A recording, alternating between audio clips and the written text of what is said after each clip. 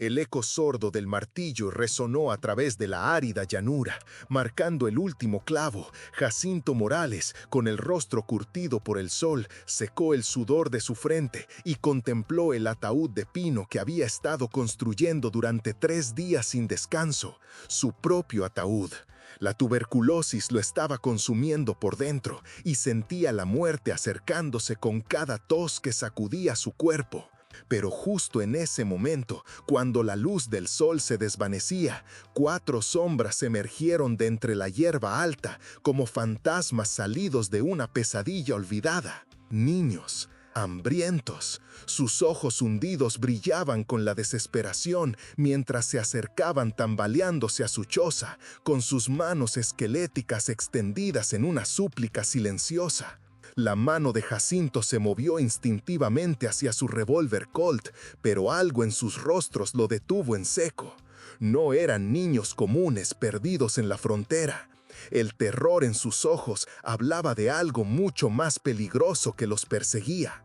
Y en ese instante, 24 horas antes, Jacinto Morales había despertado a otra mañana de soledad en su destartalada choza, a 24 kilómetros del asentamiento más cercano. El aislamiento le sentaba de maravilla. Allí nadie podía oír sus violentos ataques de tos ni ver la sangre que escupía en su pañuelo. Allí podría morir con la dignidad que merecía un hombre. Había pasado sus 43 años como un vagabundo, mudándose de rancho en rancho, de pueblo en pueblo, sin quedarse el tiempo suficiente para formar lazos ni dejar remordimientos. Pero la Tisi finalmente lo había alcanzado, y ese remoto rincón de la pampa argentina sería su última parada. 24 horas antes, Jacinto Morales había despertado a otra mañana de soledad en su destartalada choza, a 24 kilómetros del asentamiento más cercano. El aislamiento les sentaba de maravilla. Allí nadie podía oír sus violentos ataques de tos ni ver la sangre que escupía en su pañuelo. Allí podría morir con la dignidad que merecía un hombre. Había pasado sus 43 años como un vagabundo, mudándose de rancho en rancho, de pueblo en pueblo, sin quedarse el tiempo suficiente para formar lazos ni dejar remordimientos. Pero la Tisis finalmente lo había alcanzado, y ese remoto rincón de la pampa argentina sería su última parada.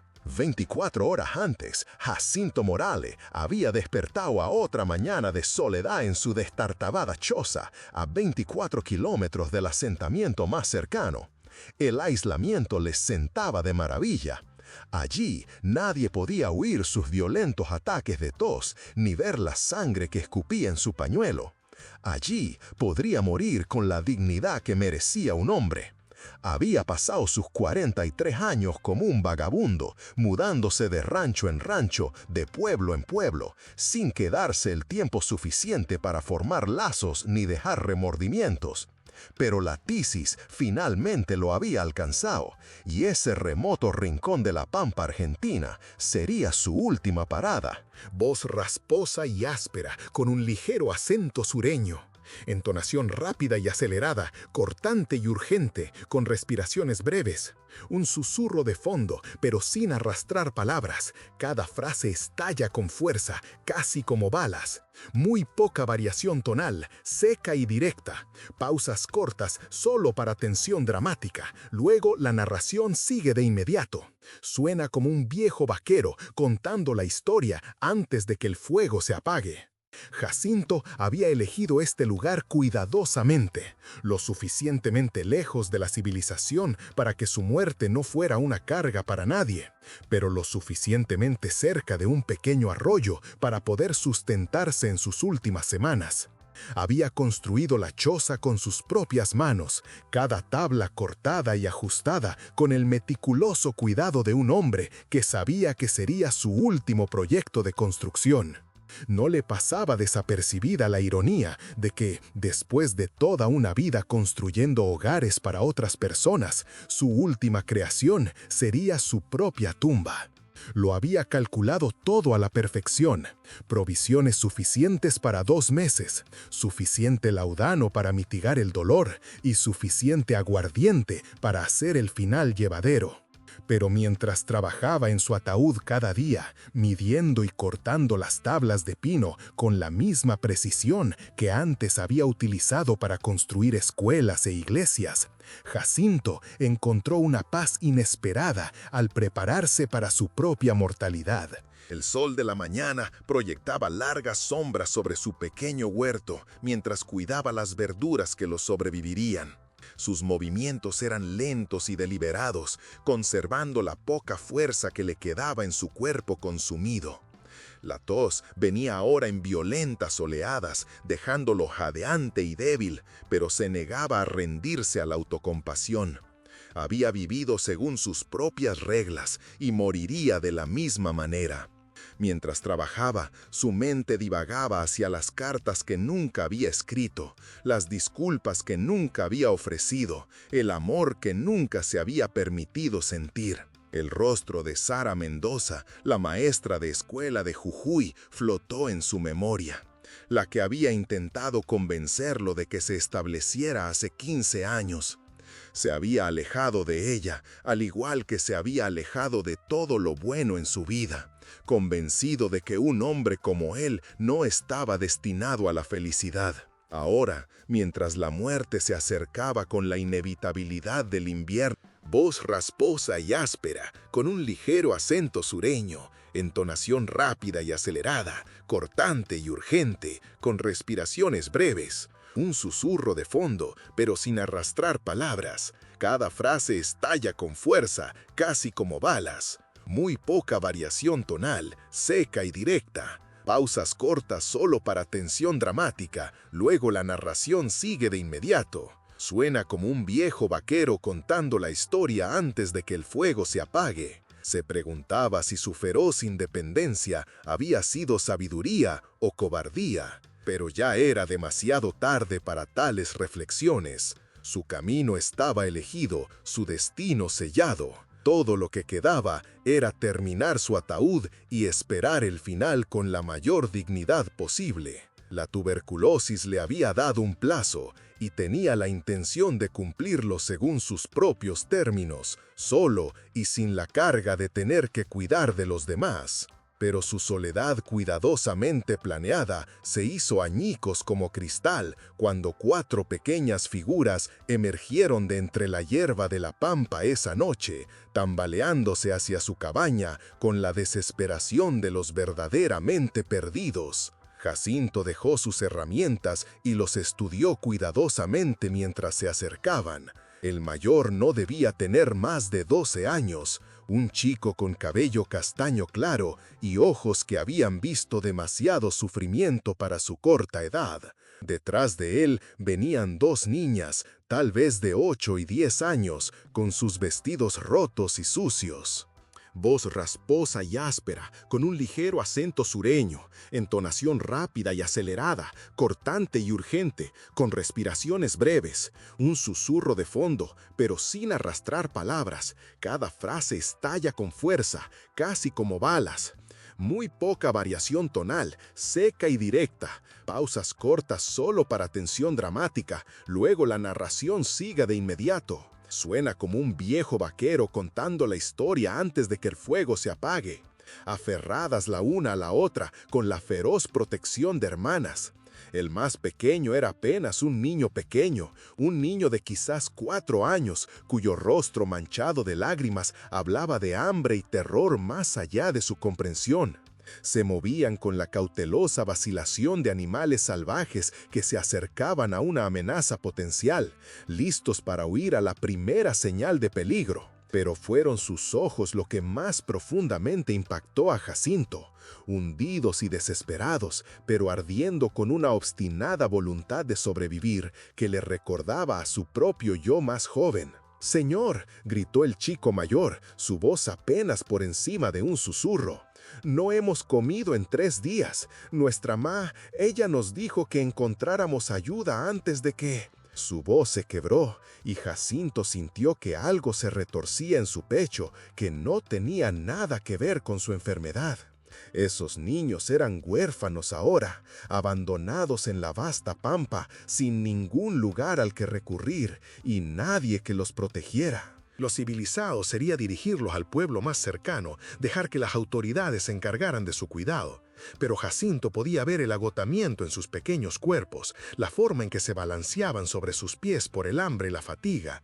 No sobrevivirían a otra caminata de 24 kilómetros hasta la civilización. En contra de cada instinto de autopreservación que había cultivado durante más de 40 años, Jacinto se encontró dando un paso adelante. «Entren», se oyó decir, su voz ronca por algo más que enfermedad. «Hay locro en la estufa». El alivio que inundó sus rostros fue casi doloroso de presenciar. Mientras entraban tambaleándose en su choza, Jacinto sintió que el peso de la responsabilidad se asentaba sobre sus hombros como un abrigo pesado. Esos niños necesitaban más que una comida, necesitaban protección, guía y cuidado que se extendería mucho más allá de sus semanas restantes en la tierra. El niño mayor, que se presentó como Tomás, explicó su historia con palabras entrecortadas, entre cucharadas desesperadas de locro. Sus padres habían muerto en un brote de cólera que arrasó su asentamiento. Los adultos sobrevivientes se habían dispersado, tomando lo que podían llevar y dejando a los niños a su suerte. Habían estado caminando durante día, durmiendo en la hierba alta y bebiendo de arroyos fangosos, siguiendo rumores de un pueblo al norte donde podrían encontrar refugio. Pero ahora estaban perdidos, débiles y hambrientos, con el invierno acercándose y sin un destino claro a la vista. Mientras Jacinto escuchaba su historia, sintió que sus planes cuidadosamente construidos para una muerte pacífica se desmoronaban a su alrededor. Esos niños lo necesitaban, y a pesar de su determinación de morir solo, no podía obligarse a rechazarlos. Pero su amabilidad pronto convocaría algo mucho mayor que la gratitud y mucho más peligroso de lo que podía imaginar. La presencia de los niños transformó la choza de Jacinto de la noche a la mañana, de una tumba en un santuario. Les dio su cama mientras él dormía en el suelo, sus huesos doloridos protestando contra las duras tablas de madera. El pequeño Samuel, el más joven, tenía pesadillas que lo dejaban sollozando en la oscuridad, y Jacinto se encontró sentado junto al niño, tarareando canciones de cuna medio recordadas que su propia madre había cantado décadas atrás. Las niñas, María y Ruth, intentaron ayudar con la cocina y la limpieza a pesar de su debilidad. Su innata cortesía un recordatorio desgarrador de la vida civilizada que habían perdido. Pero era Tomás quien más preocupaba a Jacinto. El chico se comportaba con la responsabilidad prematura de alguien obligado a convertirse en hombre demasiado pronto, sus jóvenes hombros doblados bajo el peso de proteger a sus hermanos. Durante el día, Jacinto compartía sus escasas provisiones mientras racionaba en secreto sus propias porciones. Les enseñó a pescar en el arroyo y a identificar plantas comestibles, habilidades que podrían mantenerlos con vida si algo les sucedía. Pero con cada hora que pasaba, podía sentir que su fuerza disminuía más rápidamente. El estrés de cuidar a 4 niños estaba acelerando su declive y sabía que su tiempo se estaba agotando más rápido de lo que había planeado. Aún así, no podía arrepentirse de su decisión. Por primera vez en años, su choza resonaba con voces distintas a su propia tos violenta. La risa de los niños, por rara que fuera, llenaba espacios en su corazón que había olvidado que existían. Pero su seguridad era precaria, dependiente por completo de su salud vacilante y sus menguantes provisiones. 3 días después de su llegada, los peores temores de Jacinto se materializaron en forma de nubes de polvo en el horizonte. Les había estado enseñando a los niños a ordeñar a su vieja y testaruda vaca cuando Tomás lo agarró del brazo, señalando hacia los jinetes que se acercaban. «Señor Jacinto», susurró el chico, su rostro pálido de reconocimiento. «Esos hombres vinieron a nuestro asentamiento antes de la enfermedad. No son buena gente». Jacinto contó al menos 8 jinetes, sus siluetas oscuras contra el cielo de la tarde. Incluso desde la distancia podía ver la forma depredadora en que se movían, rodeando su propiedad como lobos que evaluaban a su presa. No eran hombres de la ley ni colonos, tenían la actitud de hombres que tomaban lo que querían y mataban a cualquiera que se interpusiera en su camino. A medida que los jinetes se acercaban, Jacinto pudo distinguir a su líder, un hombre alto con un bigote plateado y ojos fríos que parecían catalogar cada debilidad, cada vulnerabilidad. La mirada del hombre se detuvo en los niños con un interés que heló la sangre de Jacinto.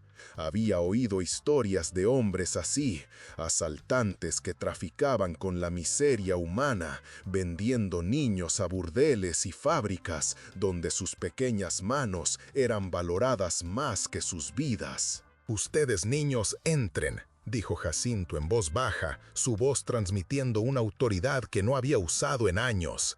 «Pase lo que pase, permanezcan escondidos hasta que les diga que es seguro». Tomás comenzó a protestar, pero Jacinto lo interrumpió con una mirada. «Esto no es una discusión, muchacho. Ahora eres el hombre de tu familia. Protege a tus hermanos». Los niños obedecieron a regañadientes. Voz rasposa y áspera, con un ligero acento sureño, entonación rápida y acelerada, cortante y urgente, con respiraciones breves. Un susurro de fondo, pero sin arrastrar palabras. Cada frase estalla con fuerza, casi como balas. Muy poca variación tonal, seca y directa. Pausas cortas solo para tensión dramática. Luego la narración sigue de inmediato. Suena como un viejo vaquero contando la historia antes de que el fuego se apague. Desapareciendo en la choza mientras Jacinto salía a recibir a sus visitantes. El líder del grupo desmontó con confianza casual, sus espuelas tintineando mientras se acercaba. De cerca, Jacinto pudo ver la crueldad grabada en los rasgos curtidos del hombre, el tipo de rostro que había olvidado cómo era la misericordia.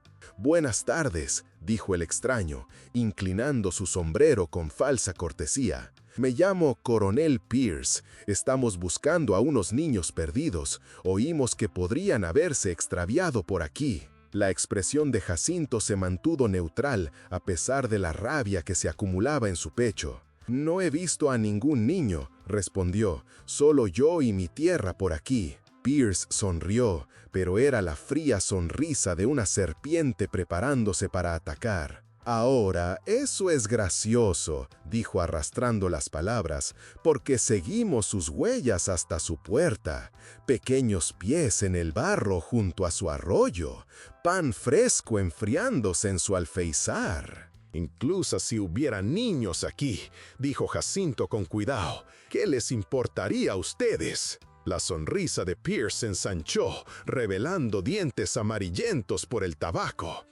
«Esos niños nos pertenecen», dijo con certeza casual. «Sus padres nos debían una considerable deuda antes de morir. Los niños son nuestra garantía». Era una mentira, y ambos lo sabían, pero Pierce la pronunció con la confianza de un hombre acostumbrado a que su versión de la verdad fuera aceptada sin cuestionamientos. Jacinto sintió que su dedo se tensaba en su arma, pero se obligó a mantener la calma. Un movimiento en falso y estaría muerto antes de que pudiera disparar, dejando a los niños indefensos. «Las deudas no se transmiten a los niños», respondió Jacinto, «no en ninguna ley que conozca». Pierce se rió entre dientes, un sonido como grava en una taza de hojalata. «Aquí afuera, nosotros hacemos nuestras propias leyes. Ahora, puede entregarlos pacíficamente o podemos tomarlos de todos modos. Usted elige». El enfrentamiento se extendió entre ellos como un cable tenso listo para romperse. Jacinto podía oír a los niños susurrando ansiosamente dentro de la cabaña. Podía sentir su terror filtrándose a través de las paredes de madera. Pensó en Tomás tratando de ser valiente, en las pesadillas del pequeño Samuel, en María y Ruth aferradas la una a la otra con miedo. Esos depredadores los destruirían en cuerpo y alma por nada más que por lucro.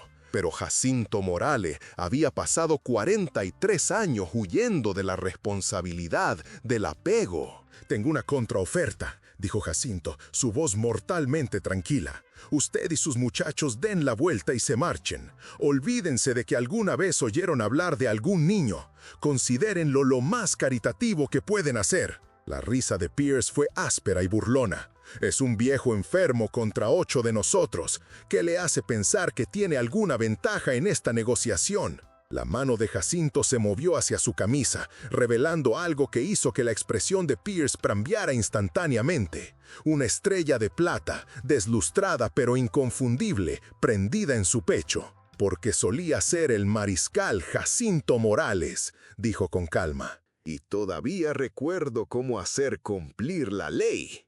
Era un farol, por supuesto. Jacinto nunca había sido mariscal, ni siquiera había sido ayudante. Pero la estrella había pertenecido a su padre, y la desesperación lo hizo buscar cualquier autoridad que pudiera darles a esos niños una oportunidad.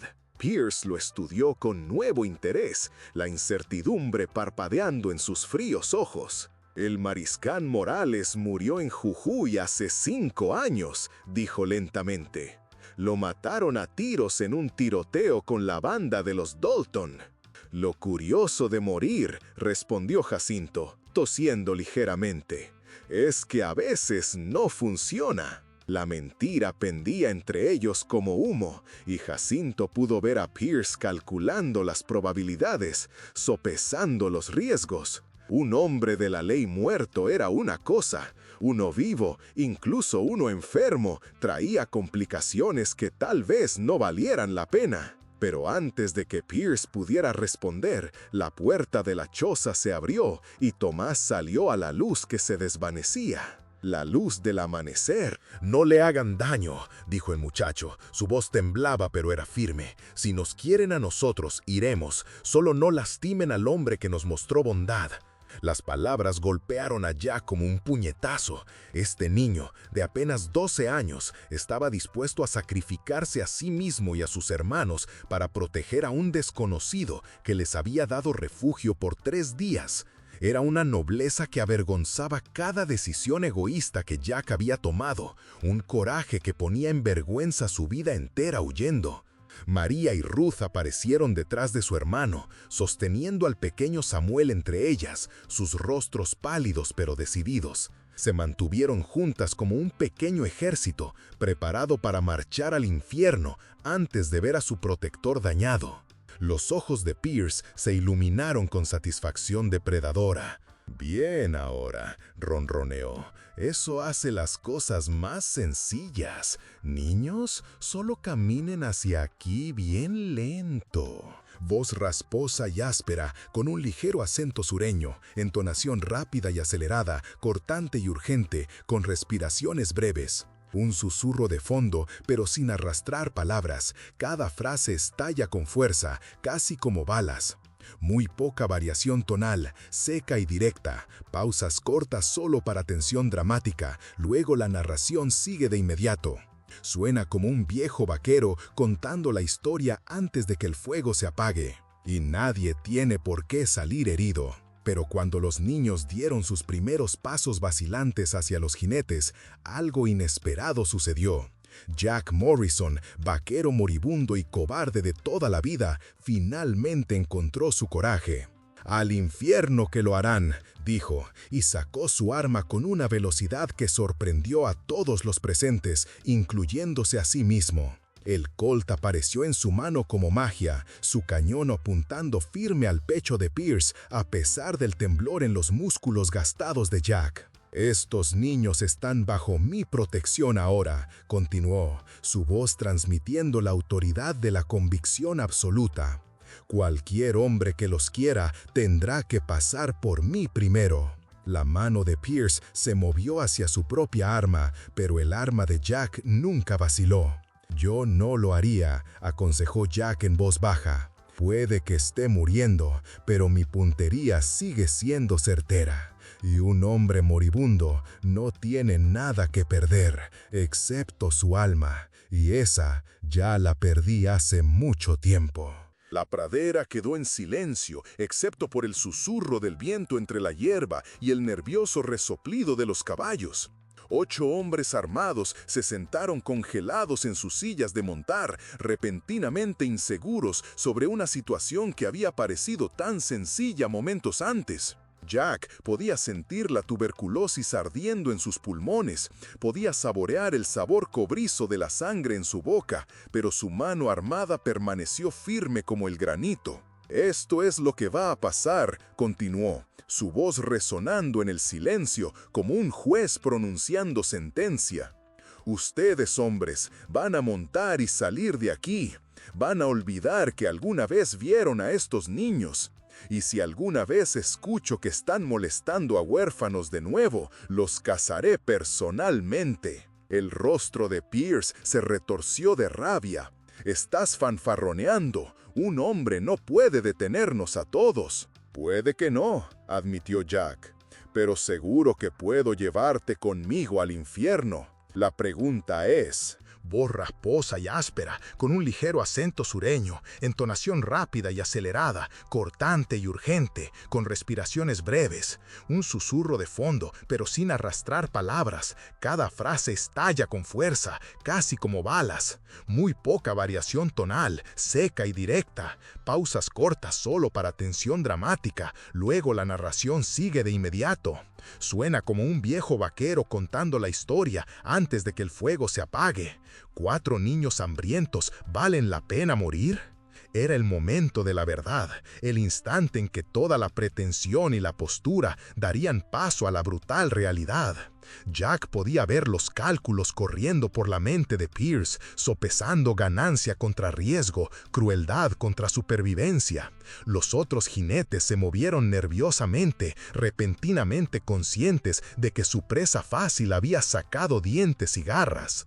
Pero antes de que alguien pudiera hacer un movimiento, el sonido de cascos acercándose resonó a través de la pradera, creciendo más fuerte por segundo. Todas las miradas se volvieron hacia el horizonte, donde otro grupo de jinetes se acercaba rápido, su nube de polvo oscura contra el sol poniente. El corazón de Jack se hundió, más hombres de Pierce llegando para inclinar las probabilidades aún más en su contra y contra los niños. Pero cuando los recién llegados se acercaron, Jack se dio cuenta de que estos no eran refuerzos para Pierce. Los jinetes vestían los uniformes azules de la caballería de los Estados Unidos, sus botones de latón brillando a la luz del sol que se desvanecía. A su cabeza cabalgaba un joven teniente con el porte de un hombre acostumbrado al mando, sus ojos examinando la escena con evaluación profesional. Pierce maldijo en voz baja, su momento de ventaja evaporándose como rocío matutino. La patrulla de caballería detuvo sus caballos en una nube de polvo, la mirada del teniente moviéndose desde el arma desenfundada de Jack hasta los niños acurrucados junto a la puerta de la cabaña, hasta los hombres de Pierce dispuestos como depredadores alrededor de una presa. «¿Cuál es la situación aquí?», preguntó el teniente, su voz transmitiendo la nítida autoridad del entrenamiento militar. Jack mantuvo su arma apuntando a Pierce, pero se dirigió al oficial. «Estos hombres están tratando de secuestrar niños», dijo simplemente. «Estoy tratando de detenerlos». Pierce se enderezó en su silla de montar. «Teniente, este hombre está interfiriendo con el cobro legal de deudas. Estos niños fueron puestos como garantía por sus padres fallecidos». Era una mentira suave, dicha con la confianza de un hombre que se había librado de problemas antes. Pero el teniente no se lo estaba creyendo. Había visto suficientes depredadores fronterizos para reconocer el tipo, y los hombres de Pierce tenían el aspecto de pistoleros a sueldo en lugar de cobradores de deudas. ¿Es eso cierto?, preguntó el oficial a Jack, quien sintió el peso del momento posándose sobre sus hombros como una manta de plomo.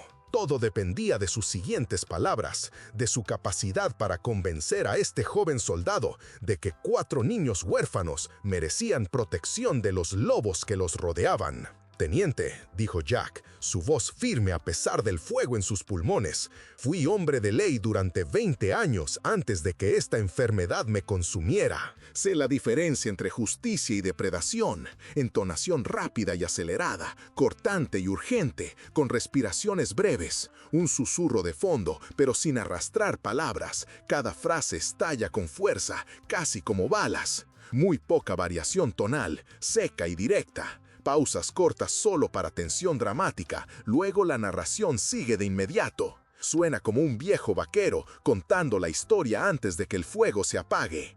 Sé la diferencia entre justicia y depredación.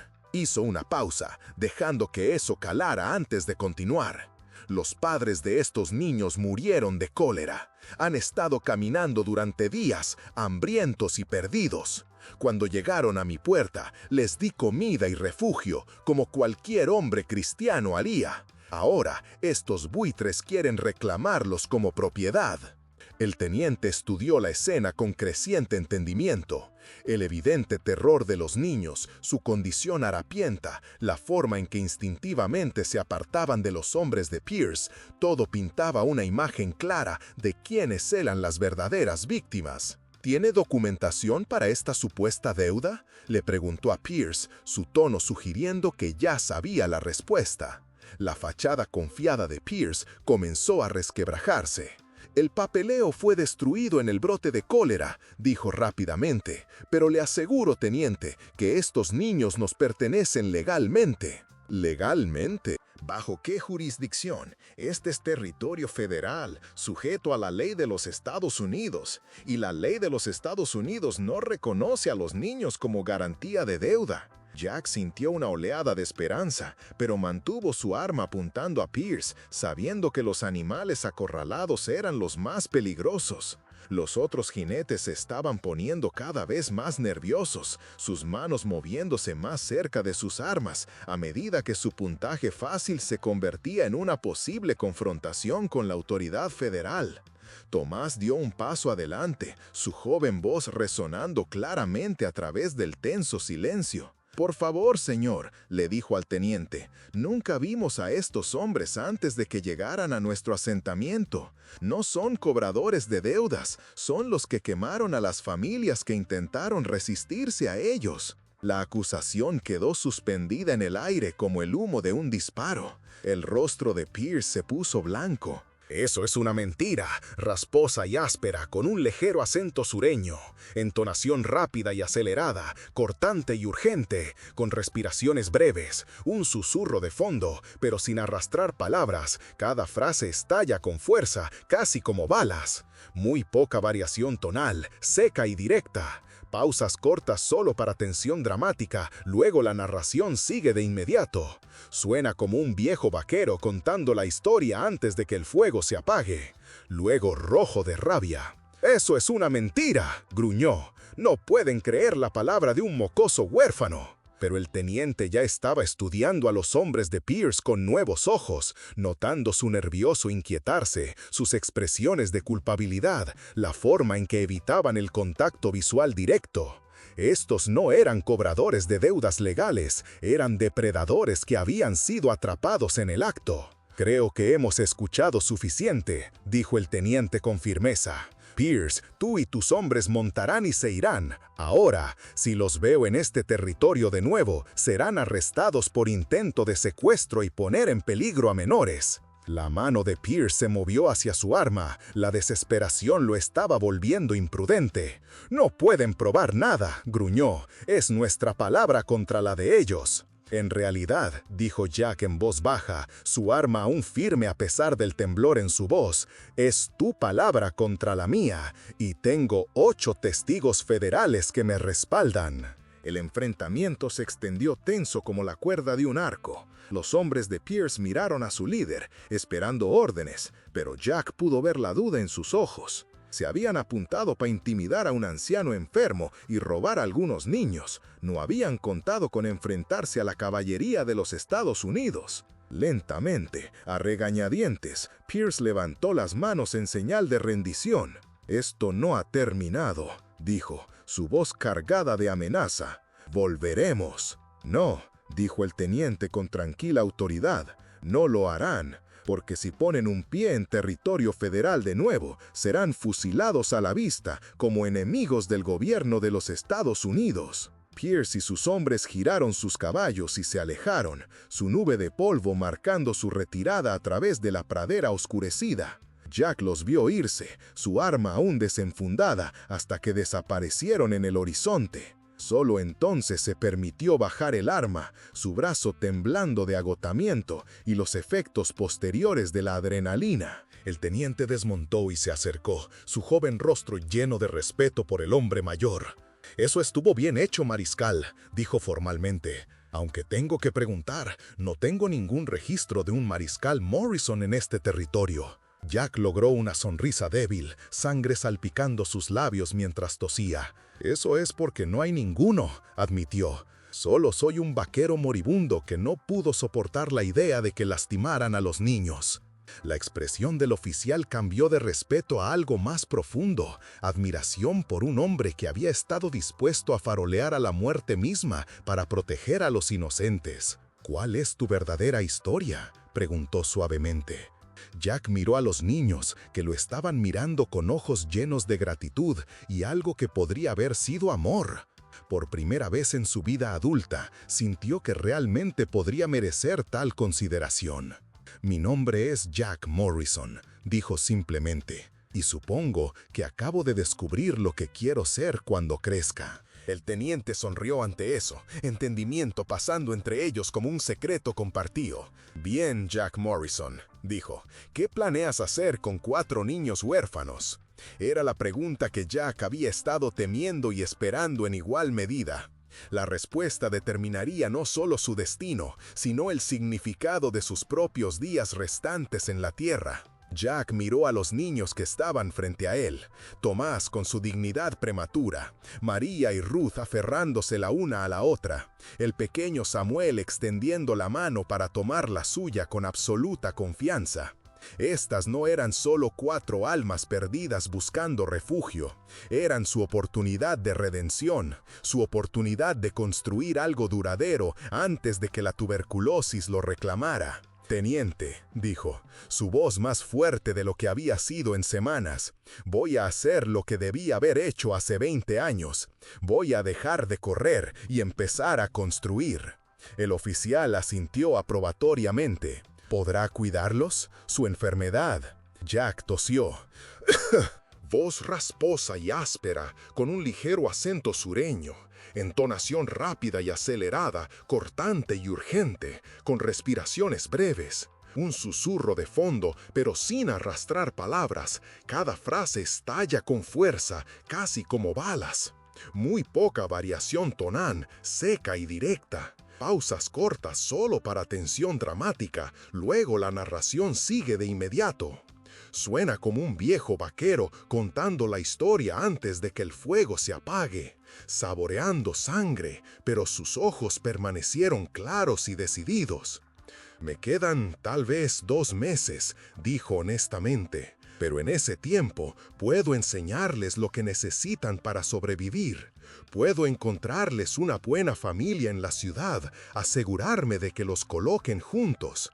Lo más importante, puedo mostrarles que a veces el mundo produce personas dispuestas a luchar por lo que es correcto».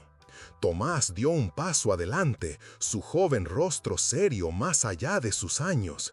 «Señor Jack», dijo, «no queremos ser una carga. Si está enfermo». «Hijo», interrumpió Jack suavemente, «cuidar de ustedes 4 es lo primero que he hecho en 40 años que realmente importa.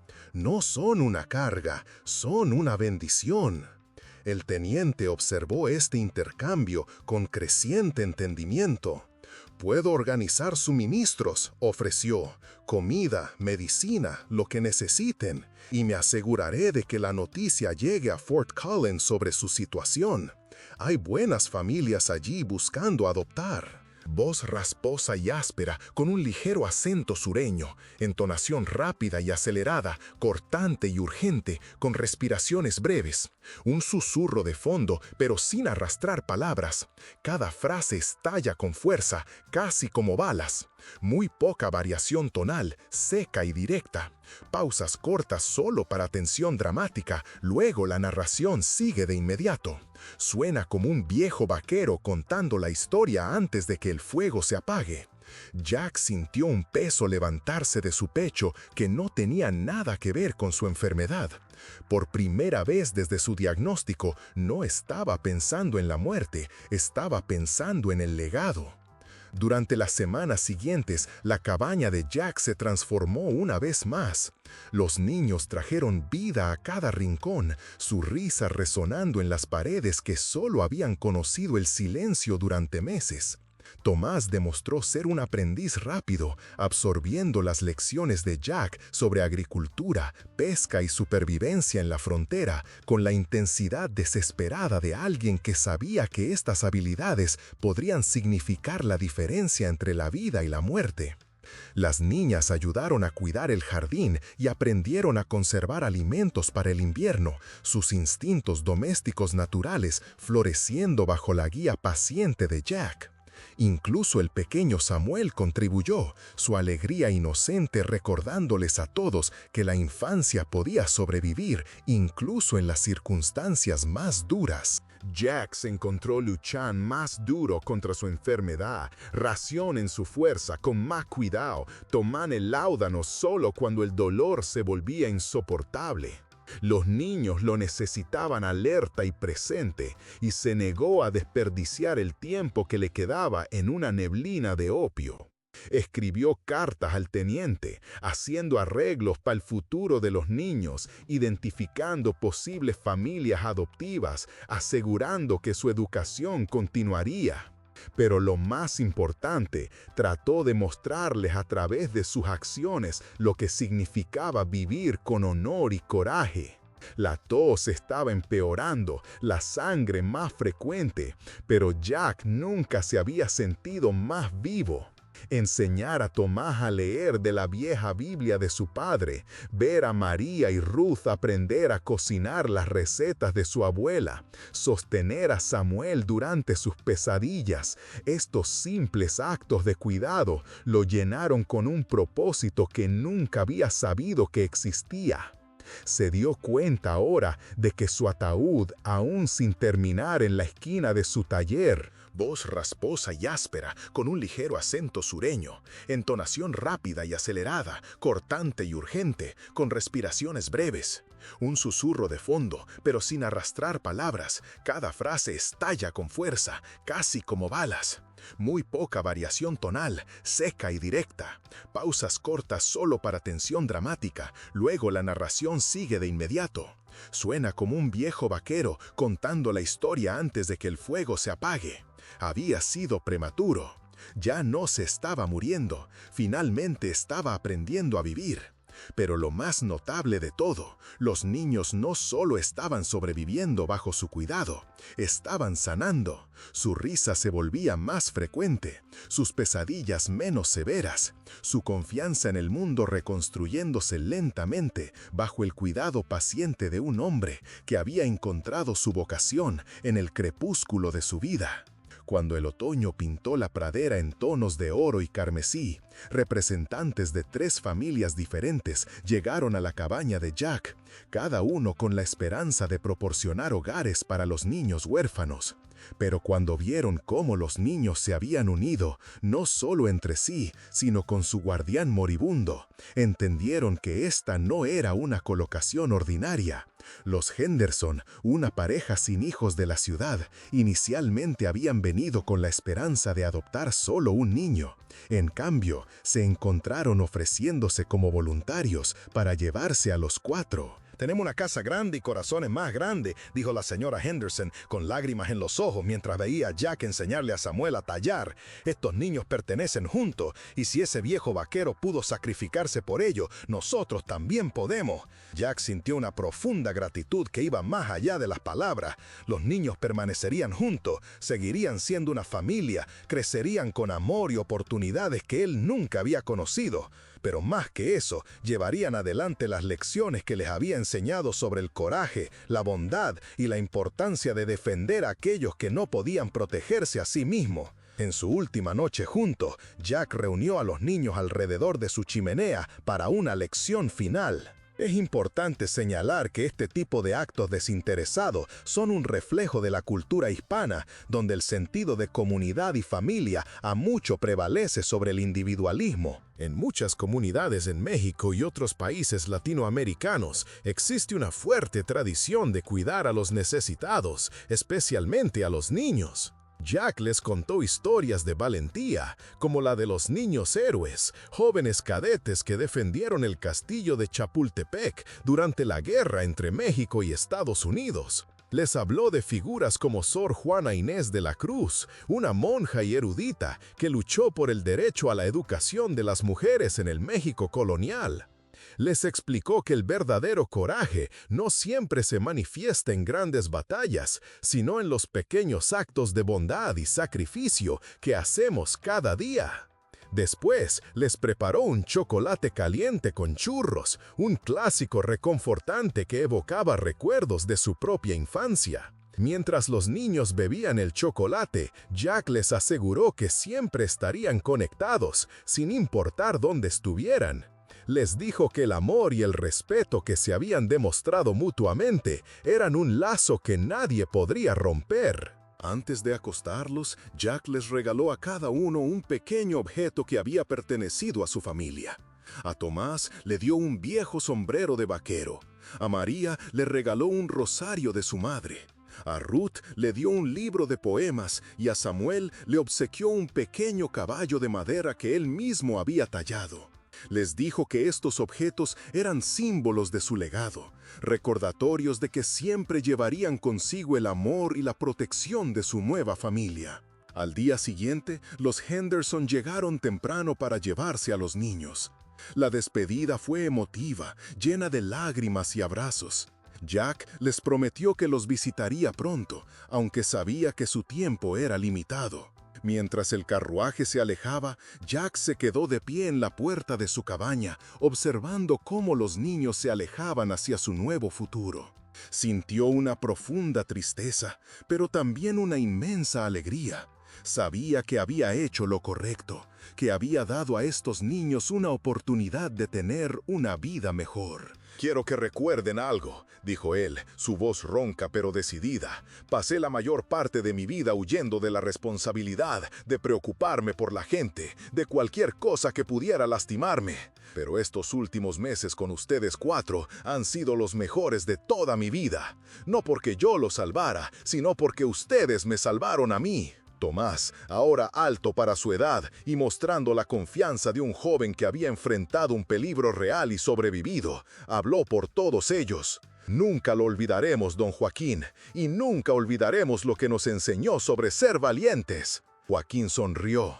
Voz rasposa y áspera, con un ligero acento sureño, entonación rápida y acelerada, cortante y urgente, con respiraciones breves, un susurro de fondo, pero sin arrastrar palabras. Cada frase estalla con fuerza, casi como balas. Muy poca variación tonal, seca y directa. Pausas cortas, solo para tensión dramática, luego la narración sigue de inmediato. Suena como un viejo vaquero contando la historia antes de que el fuego se apague, sintiendo una paz que nunca había esperado encontrar. Su ataúd permanecía olvidado en la esquina, ya innecesario. Afrontaría el tiempo que le quedara con la certeza de que su vida había importado, de que 4 niños llevarían sus valores al futuro, de que el amor finalmente había conquistado su miedo de toda la vida al apego. El invierno encontró a Joaquín Morán más débil pero no derrotado,